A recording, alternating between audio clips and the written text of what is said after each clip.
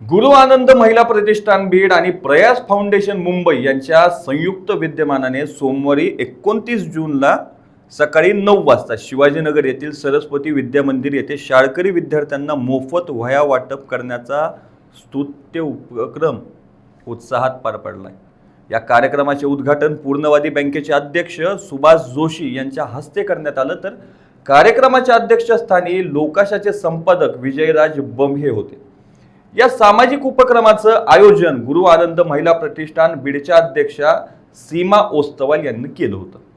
या प्रसंगी प्रमुख अतिथी म्हणून बीड नगर परिषदचे नगरसेवक नंदकिशोर पिंगळे, सरस्वती विद्या मंदिराचे संस्थापक व ज्येष्ठ शिक्षक नेते उत्तमराव पवार, बीड ज्ञानभूमी मराठीचे संपादक ज्ञानोबा वायभसे आणि वार्ताहर युवा दर्पण बीडचे राजेंद्र तिडके देखील उपस्थित होते। आज जो हा कार्यक्रम सरस्वती विद्या मंदिरमध्ये घेतला जातोय, गुरु आनंद महिला प्रतिष्ठान व प्रयास फाउंडेशन मुंबई यांच्या आयोजनाने 2 वर्षापासून हे मोफत वह्या पुस्तकं साहित्य शाळेचं साहित्य वाटप होत आहे। जवळपास ह्या वर्षी 2026मध्ये मला वाटतं पहिली सुरुवात या सरस्वती विद्या मंदिरमधून झाली आहे। आज मी बघितलं जवळपास 600 मुलांना लाख ते 1.5 लाख रुपयापर्यंतचा खर्चाचं साहित्य वाटप ह्या माध्यमातून होत आहे। फार मोठी गोष्ट आहे। एक हे जे विद्यार्थी आहेत, मला असं वाटतं की एक होतकरू गरीब विद्यार्थी ह्या शाळेमध्ये आहेत आणि अशा विद्यार्थ्यांना त्यांच्या ज्ञानामध्ये म्हणजे प्रकाश टाकण्याचं काम ह्या गुरु आनंद महिला प्रतिष्ठान व प्रयास फाउंडेशन मुंबईच्या मार्फत होत आहे। म्हणजे मला असं वाटतं की जवळपास हे तर बाकीचं काम चालू आहे। 2 वर्षापासून हे साहित्य वाटप करतात, पण हे जे प्रतिष्ठान आहे गेले 16 वर्षापासून 2010 पासून हे सामाजिक कार्यक्रम घेत आहेत। अनेक क्षेत्रात जसं आरोग्य असेल, दिवाळीचं फराळ असेल, म्हणजे जसे कोणते कार्यक्रम, कोरोनाच्या टायमाला समजा आरोग्याचं काम असेल, हे असे अलग कार्यक्रम हे प्रतिष्ठान करत आहे। मी ह्या प्रतिष्ठानचं जेवढं कौतुक करावं तेवढं कमी आहे। असंच काम पुढेही करत राहावं ही शुभेच्छा देतो। सीमाताई ओस्तवाल गेल्या अनेक वर्षापासून काम करतायत, त्यांच्या मदतीला तुम्ही सुद्धा धावून आलायत। आज 10,000 रुपयाची मदत तुम्ही सुद्धा केली आणि संस्थेचे संस्थापक अध्यक्ष सचिव आहेत पवार सर आहेत, त्यांनी सुद्धा आज पहिल्या दिवशी पहिल्याच प्रोग्रामला 10 आणि 10 20,000 रुपयाची मदत केली। इतर दानशूरांना काय माध्यमातून तुमचं आव्हान असेल जेणेकरून महिला प्रतिष्ठानच्या हातभाराला सर्वसामान्यांचा हातभार लागेल आणि कार्य मोठे होईल, काय सांगाल?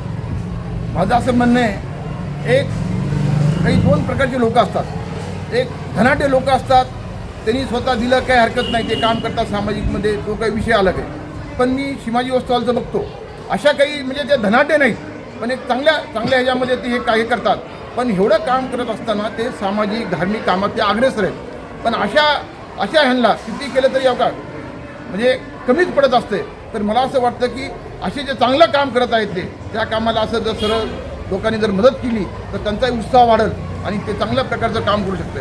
आपण बघतो की बऱ्याच वेळेस आपण पैसे देतो, दान देतो, पण काही वेगळ्या ठिकाणी जातं। पण ह्यांना ह्यांच्या जवळ दिलेलं जे दान आहे ते चांगल्या कामी जाणार आहे, थोडं मला गॅरंटी आहे, म्हणून थोडं हे क्षण सांगतो। गुरु आनंद महिला प्रतिष्ठान आणि मागील 16 वर्षापासून समाजासाठी काही ना काही मदत करणारे चांगले उपक्रम करत आहे, ऐकून होतो। आज पहिल्यांदाच या सरस्वती विद्या मंदिरमधील मुलांना वह्या पुस्तकांचं आणि पाट्यांचं वाटप जे झालं, त्या कार्यक्रमाला उपस्थित राहण्याची मला संधी मिळाली। हे काम पाहून आनंद वाटला आणि सीमाताई हे सर्व काम अतिशय चांगल्या पद्धतीनं आणि समाजाला मदत करण्याचं करतायत, हेही खूप चांगलं आहे, कौतुकास्पद गोष्ट आहे। विजयराज बंभे आज या प्रसंगी एक भरीव मदत आणि आपल्या संस्थेनं पण एक भरीव मदत सीमाताईने या प्रसंगी केली। मीही भविष्यात स्वतः करेन आणि अनेकांना अशी मदत करण्यासाठी प्रवृत्त करेन। शेवटी हा शालेय विद्यार्थ्यांना मदतीची आज आवश्यकता आहे। आपल्याकडे आता इंग्लिश माध्यमाचं खूप फॅड आलेलं आहे आणि अनेक मुलं तिथे जातात, तिथे हजारो रुपये खर्च होतात, परंतु मराठी शाळांमधून जी मुलं जातात त्यांच्या आईवडिलांची परिस्थिती पण बरीच गरिबीची परिस्थिती असते। तर अशा मुलांना अशी मदत मिळणं ही चांगली गोष्ट आहे। समाजातील दानशूर व्यक्तींनी अशा अनेक मुलांना मदत करावी, त्यांचं पालकत्व स्वीकारावं अशी ही विनंती या प्रसंगी मी करतो। वर्षीचा पहिलाच कार्यक्रम मोठ्या आनंदात आणि उत्साहात विद्यार्थ्यांपर्यंत तुम्ही पोहोच केला आहे। लाखो रुपयाचं साहित्य शाळेमध्ये वाटप विद्यार्थ्यांना केलं आहे, शालेय साहित्य असेल. एकंदरीत काय तुमची संकल्पना आहे, काय उद्दिष्ट आहे आणि कशा पद्धतीने विद्यार्थ्यापर्यंत जाणार, काय सांगाल? आपला हा जो शालेय साहित्य वाटपाचा जो उपक्रम आहे तर हा 2010 पासून चालू आहे आणि मागच्या 4-5 वर्षामध्ये आपल्याला प्रयास फाउंडेशन जे आहे मुंबईचं तर ते आपल्याला सहकार्य करत आहे. आणि तुम्ही सगळ्यांनी बघितलं असेल की मागच्या 4-5 वर्षामध्ये आपल्या जिल्ह्यातल्या हजारो विद्यार्थ्यांना आपण शैक्षणिक साहित्य वाटप करतोय. आणि आज या वर्षीपासून म्हणजे आज 2026 आहे आणि आज सरस्वती विद्यालयापासून आपण ही सुरुवात केलेली आहे. आज या शाळेमध्ये किमान एक 600 ते 700 विद्यार्थी आहेत की ज्यांना आज आपण त्या मान्यवरांच्या हाताने आपण हे शैक्षणिक साहित्य वाटप केलेलं आहे. आणि आता रेग्युलरली जसं आपण बघतो की जिल्हा परिषदच्या माझ्याकडे बऱ्याचशा शाळा असतात तर आता रेग्युलरली आजपासून सुरुवात केली आहे आणि आता रोज आपण जिल्हा परिषदच्या ज्या शाळा आहेत किंवा आमच्याकडे ज्या पद्धतीने याद्या आलेल्या आहेत तर त्या पद्धतीने आपण ते साहित्य विद्यार्थ्यांपर्यंत लवकरात लवकर पोहोचवण्याचं काम करू. कारण आता शैक्षणिकाला शाळेला सुरुवात झालेली आहे आणि विद्यार्थ्यांना साहित्याची अतिशय गरज आहे. म्हणून आपण दिवसातून किमान 10 शाळा तरी घेतो. 10 शाळा घेऊन आपण 2 शाळा ज्या आहेत केंद्रातल्या तर तिथं प्रोग्राम घेऊन ते साहित्य आपण सगळं तिथं देतो. अशा पद्धतीने आपण काम करतो. आणि जसं आज आपण बघितलं आहे की आपल्या सरस्वती विद्यालयाने आपल्याला जी मदत केलेली आहे गुरु आनंद महिला प्रतिष्ठानाला किंवा विजयराजी बंब आहेत की यांनी जी आपल्याला मदत केलेली आहे किंवा जोशी सरांनी सांगितलं की ते पण आव्हान करतात तर ह्या सगळ्या ज्या मदत आपल्याला मिळतात तर याच्यातून आपले वर्षभरातले जे अनेक प्रोग्राम्स आहेत जे गरजवंतांना मदत लागते तर या माध्यमातून आपण हे गरजवंतांपर्यंत मदत पोहोचवतो. आणि आपलं एकच उद्देश आहे की जसं समजा तुम्ही शैक्षणिकचं मला विचारतात तर आपलं एकच उद्देश आहे की जसं तुम्ही बघितलं असेल की माता रमाईंनी शिक्षणासाठी अतिशय त्याग केलेला आहे. डॉक्टर भीमरावजी आंबेडकर जे भारतरत्न आहेत त्यांनीही शिक्षणासाठी अतिशय त्याग केलेला आहे. सावित्रीबाई फुलेंचं आपल्या शिक्षण क्षेत्रात अतिशय चांगलं योगदान आहे.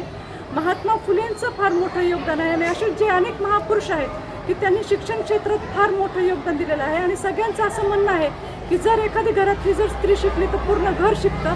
याच अनुषंगाने याच प्रयत्नाने गुरु आनंद महिला प्रतिष्ठान हे सातत्याने शिक्षण क्षेत्रात चांगल्या प्रकारचं भरीव काम करण्याचा प्रयत्न आपल्या सर्वांच्या माध्यमातून आणि सर्वांच्या सहकार्यातून करत आहोत. या ठिकाणी मी हेच सांगेन.